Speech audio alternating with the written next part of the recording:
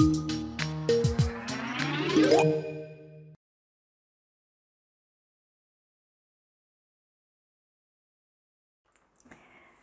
I'm Alison Fennell, the potter and artist, and every second Wednesday I'm going to start offering a free video on YouTube for beginners, and it'll show you all the basic skills you need to get going in watercolour. We'll keep it simple so that you can get traction and get some easy wins with watercolour. There'll be a paint along pack with it which you can buy if you want to, and that will be in a link via the description under the video. Or you can become a patron of mine on my Patreon site, and if you do that you'll get all of the paint along packs for free for as long as you're a subscriber. So over time you'll save quite a lot of money on that. I've got 3 tiers at the moment on Patreon. I've got Peace at £3, Pleasure at £4.50 and Prowess at £8.50, and they're all excellent value for money because you get stepped out tutorials and full paint along packs with those. For all the details you need on how to become a patron of mine, just click the link in the description below. But for now, let's get on with painting this banana. Hi, for this tutorial we're going to paint this banana here. So I hope you've printed off the pack that you need for the images, okay? The 2 colours that we're going to use are going to be Cadmium Yellow Deep and Windsor Violet, because these 2 are opposite on the colour wheel. So first of all, I'm going to mix up a nice puddle of the yellow.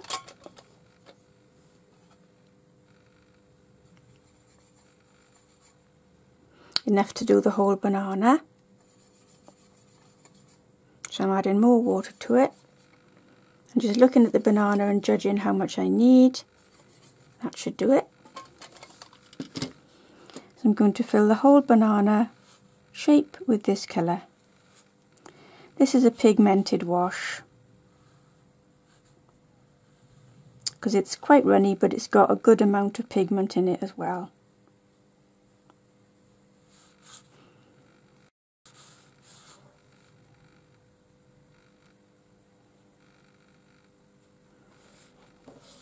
I'll zoom in for you.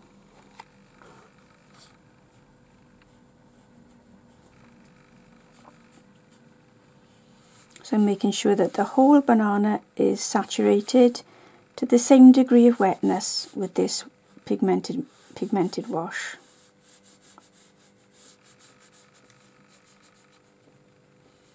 I don't want any areas of the banana to dry out at this point.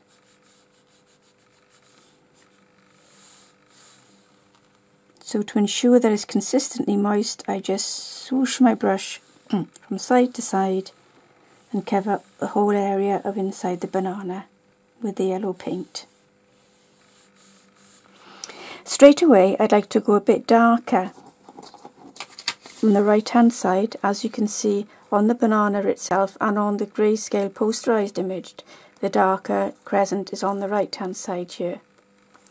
So to go darker, I'm going to pick up some more of the yellow paint, of the Cadmium Yellow Deep, and this is neater paint. Straight away I'm going to drop this darker yellow into the crescent area and overlapping one of the central segments a little bit.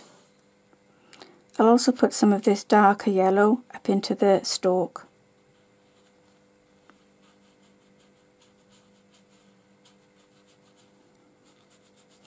If it bleeds a little bit in places, don't worry, but if it bleeds too much, you can come along with what I call a thirsty brush, which is a brush that's been wetted and then dried very well on a towel cloth. And then if you touch into it, you can very gently, you can hoover up any paint that's sort of bleeding in the direction you don't want it to go. Always rinse your thirsty brush to get the paint off it, and wipe it again on a clean towel cloth. Wipe it really hard so that you've got your eraser ready again. We're going to use the eraser now because we need to lift out a highlight all on the top left sort of curve inwards of the banana. You can just make out here that there's a very fine sliver of much paler yellow, isn't there, before it turns into this darker area. So with my thirsty brush I'm going to touch in and carve out that highlight on the curve of the banana. See the difference it makes? So I'm going to rinse my brush again and dry it in case I need it again, because watercolour can seep back in while it's continuing to dry. It'll only stop seeping once it's become bone dry. But whilst we've got some moisture in the banana still, I want to go now and pick up a tiny little bit of this Winsor Violet. Now see how little I use, watch. See? I just bring some out, because look how dark it is. It's almost black, and I want to gently add this into my shadow mix.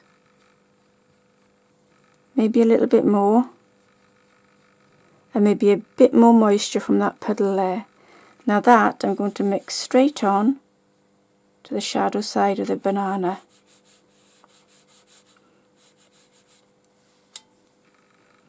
And up into the stumpy area, which has also got a darker tone on it.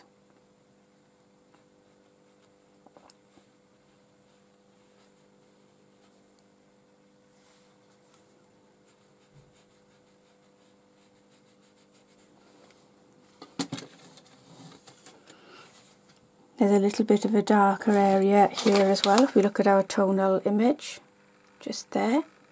So I can bring some of this dark tone into the tip of the banana.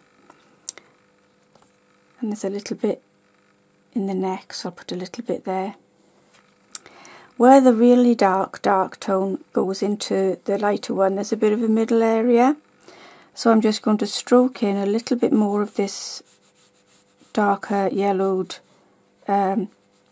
tone, and it'll overlap and it'll bleed a little bit.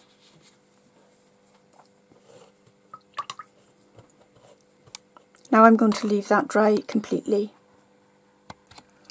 Now the banana is bone dry, I want to put on the final cast shadow, the final cast shadow on this right hand curve here, and some dark pieces in the stump and the tail of it. As you can see, the edge here is quite hard, where the dark shadow turns then into the different plane of the banana, this sort of central panel. Okay, so to get that colour again, I'm going to pick up some cadmium yellow deep. I'm going to mix it on top of that other mix that I had, just not to waste it. A mixture about that thickness, okay? Practice mixing your paint set. This is the only way to get the feel of it, okay? Then touch a little bit of the Winsor Violet in again, just to sort of loosen it, and just gently add some in increments, rather than dipping your brush in and getting a whole blob of it, which could dark yellow too dark. So always go very carefully when you're mixing with watercolours, little by little is best. Now that's darker than the colour I've already got on there. So I'm going to add that.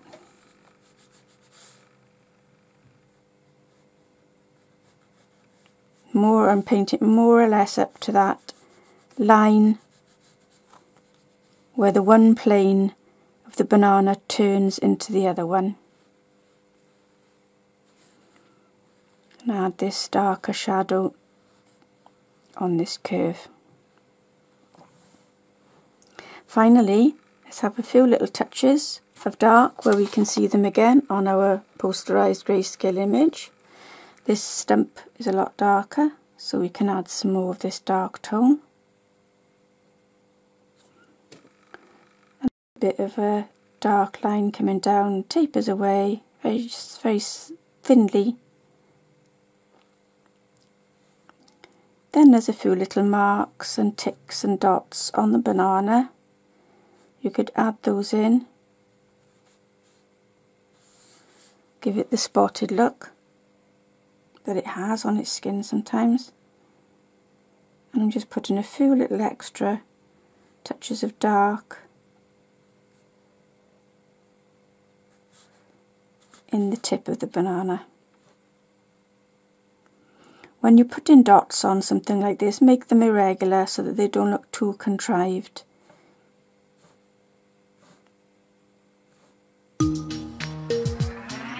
And there's our banana. I hope you enjoyed that. Thanks for watching, and I'll see you in the next edition of Watercolour Whizz.